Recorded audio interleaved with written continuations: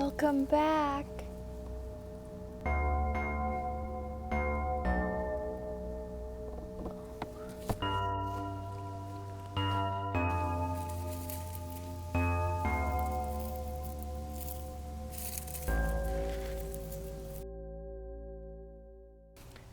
It's early February, and since it's so nice out today, I wanted to come out and check on things in the garden, see how everything's been going. After a month of frigid temps and a foot of solid ice, I didn't expect everything to have fared well, but for the most part, things seem to be about normal. There's definitely signs of life in everything that I anticipated would return, so that's a big win to me. I had things like peas and tatsoi that is not coming back, but I'll resow those for the spring anyway. Maybe no hope for my purple sprouting broccoli, but that was the first year I've tried this and I don't know if I protected it quite enough. So moving forward, gonna do it differently this time. Or maybe I'll be pleasantly surprised. Maybe it's still going to make a comeback. But it feels great to be out here. I've not stepped out into the space in a productive way since probably my last video. So I'm ready to get myself back in the mindset of utilizing this as a growing zone and not a dog area. During the winter, I pretty much disconnect from this space and focus on my indoor plants more than anything, just to keep the green thumb from going dormant. But it's refreshing to be out here again, real sunlight, and I see bugs, which is cool. It's really nice today, so it is exceptional, and I'm not expecting myself to be in this mindset all the time moving forward, but I'm starting to get there. The thaw has begun. So it's refreshing to come out and take inventory and address the things that I could have done differently head on and get inspired for what's to come. And this spring also marks the end of my first year with the YouTube channel.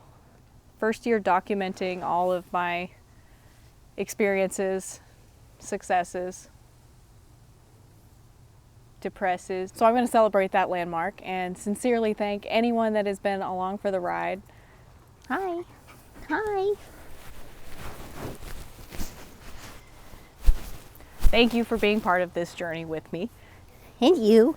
Thanks to you, this experience has been a constant source of inspiration, education, community, and sincerely, I could not have done it without the support from the people who have participated in any way along this process. You're very good. I'm blessed to have so many of you that have been so supportive throughout all of this. So thank you. What? What? Now that it's time to snap out of dormancy, I realize there's a lot I need to do before I can actively get growing. So essentially February will be laying groundwork for the active growing season. So ideally, since the weather is sporadic and I can't necessarily grow anything right now, I have to get the foundation laid to pave the way for a successful season. And that's just a bunch of chores, which is still fun when it's novel to be outside and it's fresh and comfortable. I'm happy to do it. So here's what I do, and I wouldn't say that I do this always, but these are just habits that I try to keep in rotation frequently over the course of my experience gardening. So maybe not every year do this kind of items, but I know there are things that I've been neglecting that I need to get a jump on so I can have the most efficient growth possible when that time comes. So let's get to that.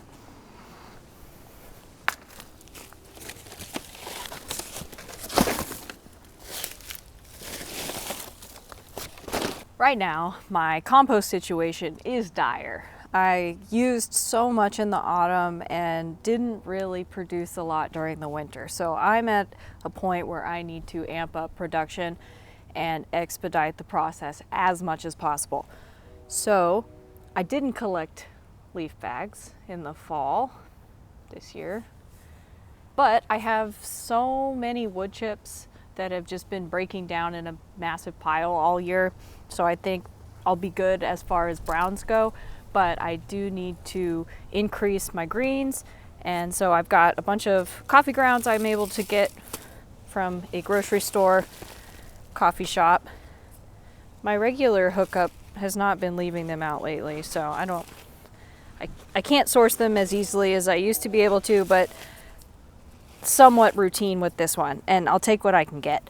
I also have my bokashi bucket, which has been sitting in the garage all year. I think I've dumped it once during the winter, but it was so cold. I had everything covered, but I just knew everything wasn't breaking down really. It wasn't a big enough pile to stay hot. So now I need to wake it up and start cooking things down as fast as I can. So that's priority number one. I need this to get my beds topped off, and I don't think I have enough for that even now, and it's not even close to done. So I think I'll also add my empty potting mix from all of my potted plants, any of that extra soil that I can just inoculate with the microbes from this, and then distribute over plants later in the season. So this stuff I'm going to leave, just kick it off to the side. I'm going to add this disgusting bokashi.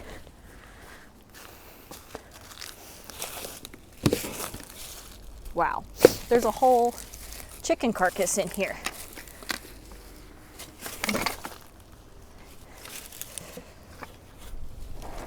And my hands are going to stink. Hang on, let's get something. Let's get a nice shot of that.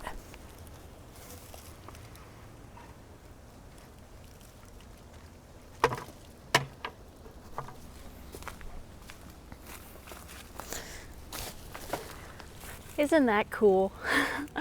So this sits at the bottom of my bokashi bucket and keeps all of the liquid out of the solid. And I splash LAB in here. I don't actually use a bokashi barley or grain, whatever inoculant that is typically used, because it's expensive to buy and time consuming to make, and I already make LAB, so I use that instead. But this was very cold, did not break down very fast, but it's a jump start from what it would have been if I just threw it in this pile in the winter. Oh, so now I'll just add some of these wood chips.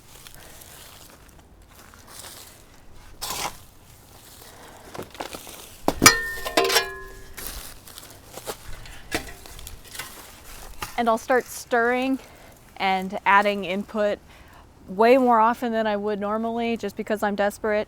So amping up the movement, raising the heat however possible in order to expedite this as fast as I can.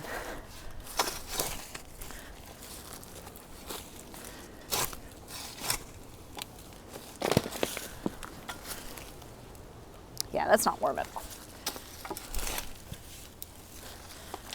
Might be time for another chip drop too.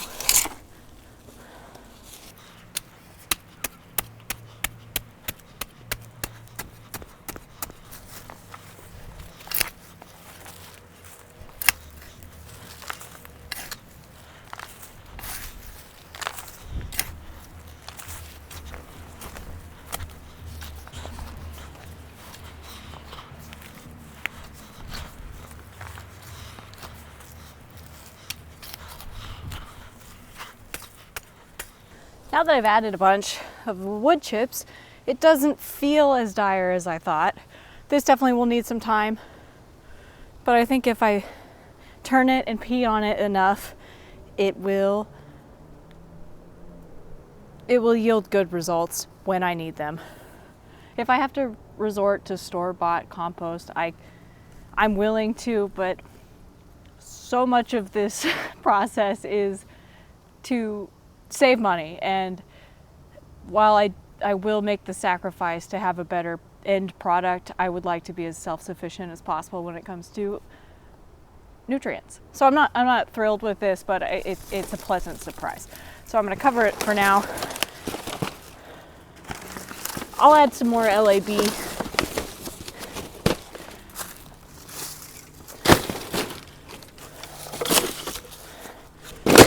But for now, I'll just let it chill out and check on it in a couple days. I'll definitely be updating. If this process works well, I will share probably a separate video about how I did it with more specific details. But compost is not overly complicated, and if you're looking to start your own pile right now, doing what I just did is enough. It's perfect. You can just ignore it and check on it in 2 months. But we'll check on it in 2 days. Since I'm prioritizing tasks that will need a lot more time to develop, I need to focus on garden expansion.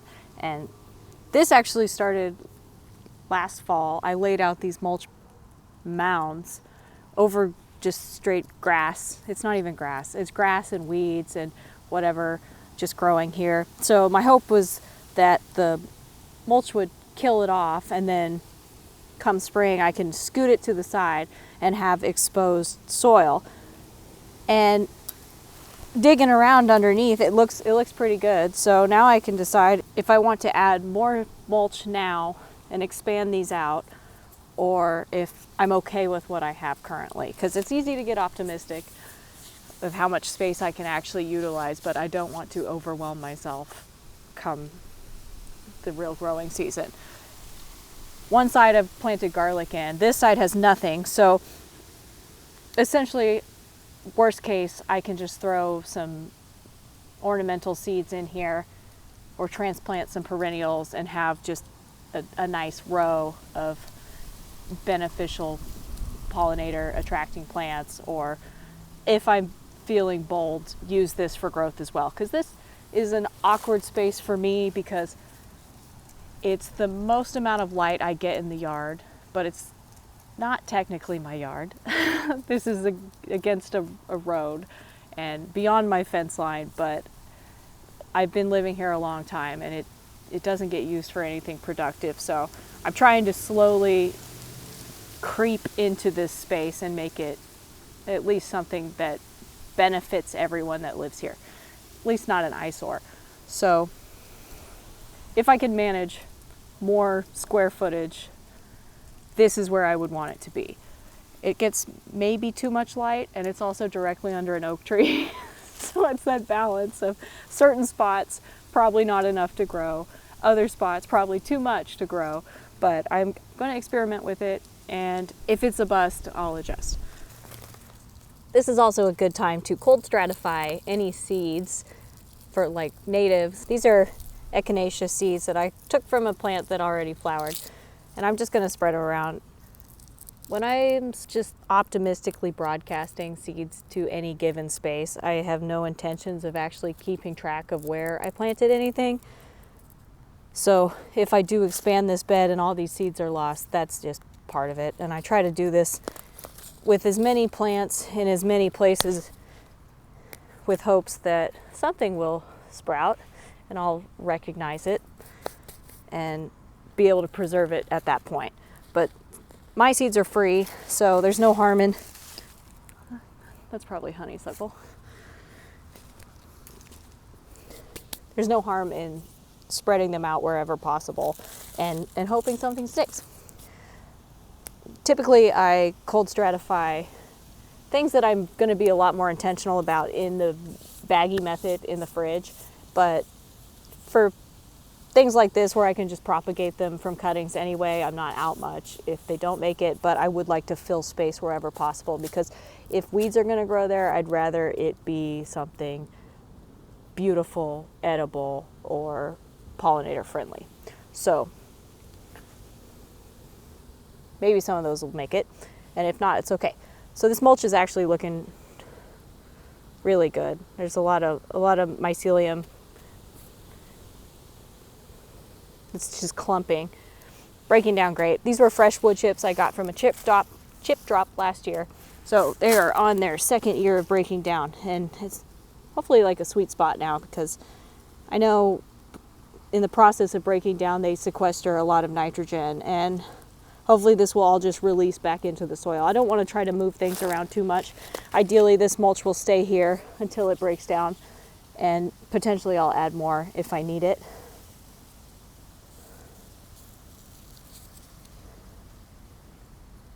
But it's working well so far.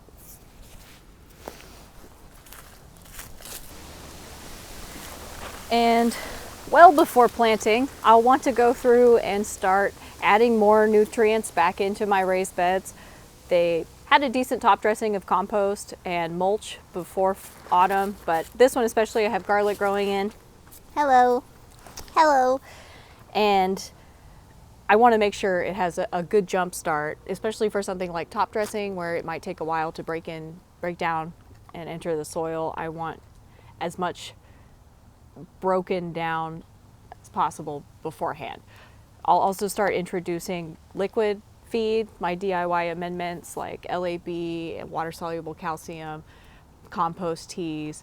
I will use smaller amounts than the peak growing season for those, but I just want to start inoculating the soil, boosting microbes as much as possible. It's still cold, but just getting some stuff reintroduced to shave time off once it starts warming up and I'm ready to throw plants in here.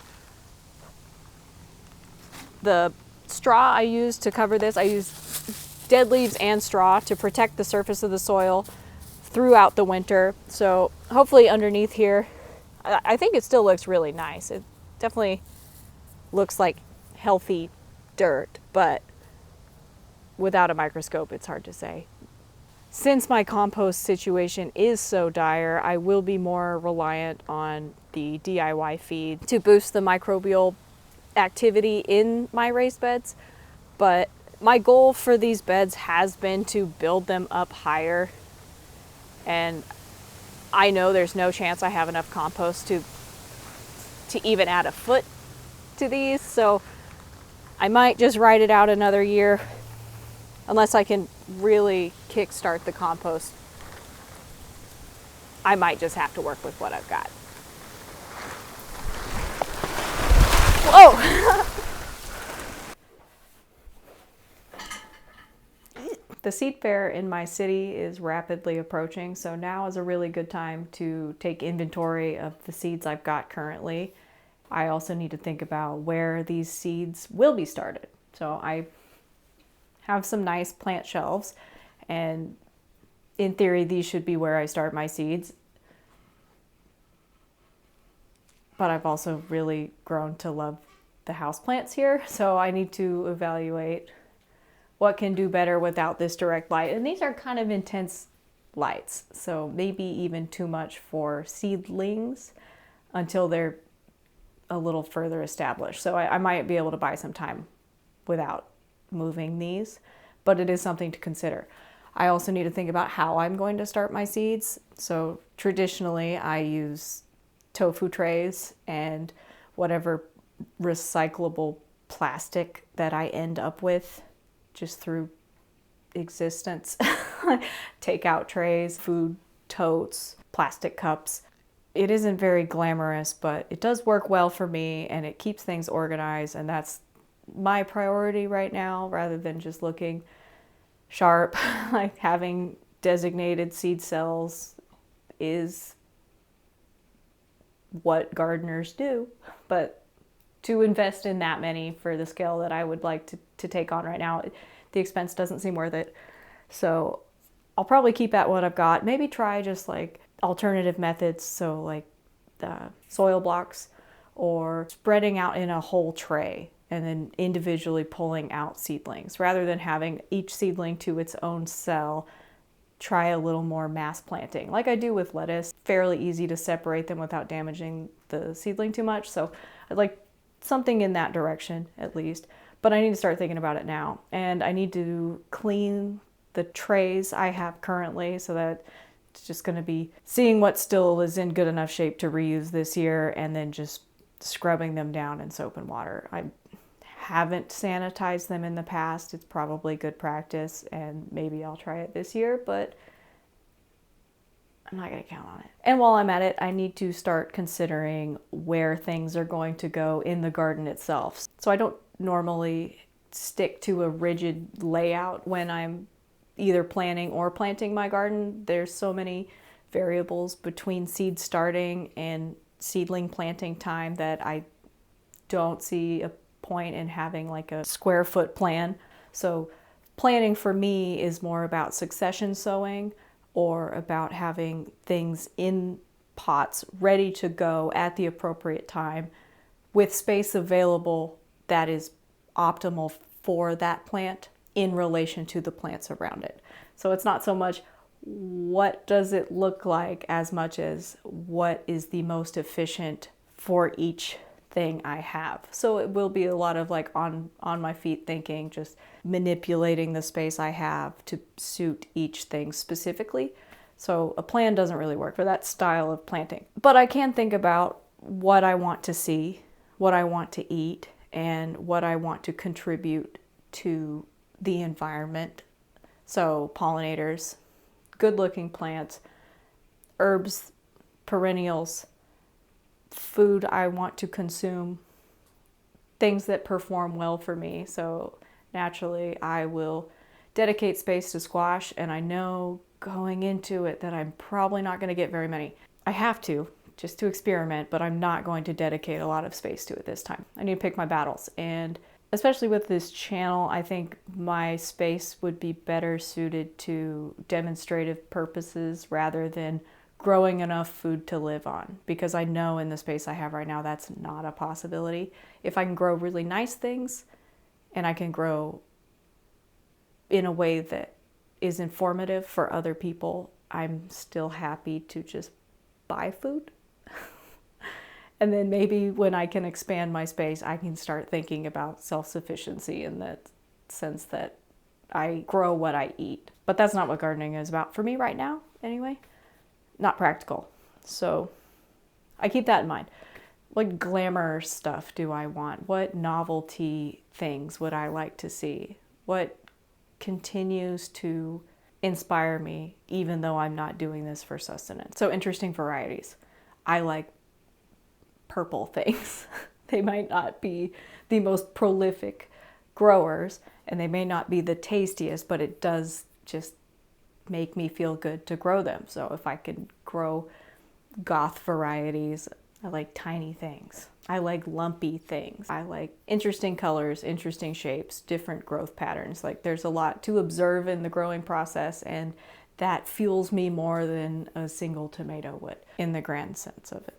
And I like to do it as cheaply as possible. I tend to go overboard with seed starting and seed purchasing especially. So this year I'm going to dial back on that, not just out of necessity, but also for demonstrative purposes, because there's a lot you can do with a small budget, and I'd rather highlight that than having something extremely flashy. If I can get stuff for cheap that is flashy, I'm not going to say no, but that's not going to be the goal for my experience anyway, and with this channel's experience. So that's all something to keep in mind. I am excited moving forward, and I'm probably going to go a little too hard on the seeds, but I think I'm going to have plenty of space to grow enough that I have my needs covered, plus some extras in case I run into an issue. I always like having too many just in case there's a plant disaster, and then also enough to gift and share and inspire other people. Since I am expanding my garden this year to a more communal space, I would like to lean heavier on the sharing aspect.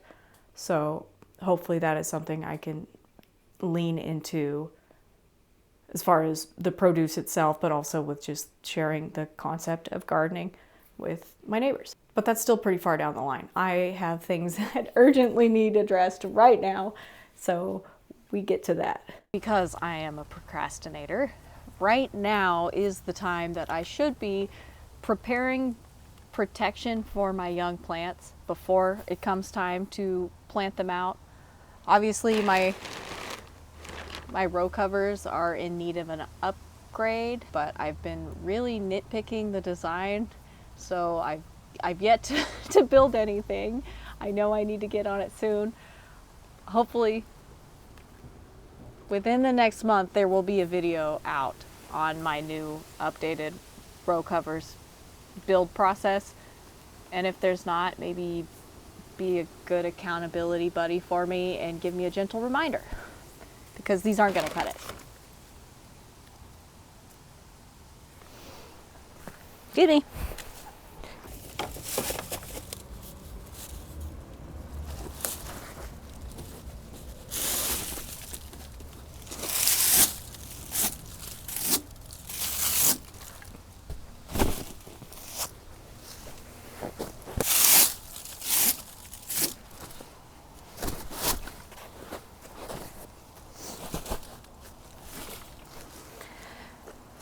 And lastly, I need to go through and just tidy up everything. It's been neglected for a while. Stuff accumulates. There's a dog living here. Just some cosmetic touch-ups. Reorganize, declutter, reassess, chop down dead plants. I chop and drop just so there's still potential for wildlife to utilize the stems and seeds left over, and then I can clear them out in the summer if they're in the way. But truly, I don't have any problem just cutting something down and letting it rot in its place. Touch up my rock borders, redo my mulch that has migrated with dog motion, clean up my greenhouse, get that ready for seed starting. And importantly, I take the time to step back and enjoy the space while I'm transforming it. When there's nothing alive, it can wear on me a little and lose motivation to improve things, but a little goes a long way as far as effort goes, especially if I'm enjoying it the entire time. So I make sure to step back and appreciate what I've got going on and find the little things that keep me motivated. If I'm not enjoying it when I'm not doing anything, there's no chance I'm going to enjoy it when I'm actively working. So it's important for me to stay connected to the space as a fluctuating, living, multi-phase entity. And I anticipate the failure. I remember that all growth is good, and some growth may feel like a step back, but in the long run, if I can tackle that with optimism and education, then it is truly not a failure. And most importantly for right now, I appreciate what I have, and I'm grateful for the opportunity to connect with a natural process of growing food that fuels me and the beauty and hard work that that entails, as well as reveling in the sense of community that I've cultivated up to this point. And that includes you. So if you've made it this far, thanks so much for watching. Hope to see you again. I wish you and your plants the best season yet, and I'll see you next time.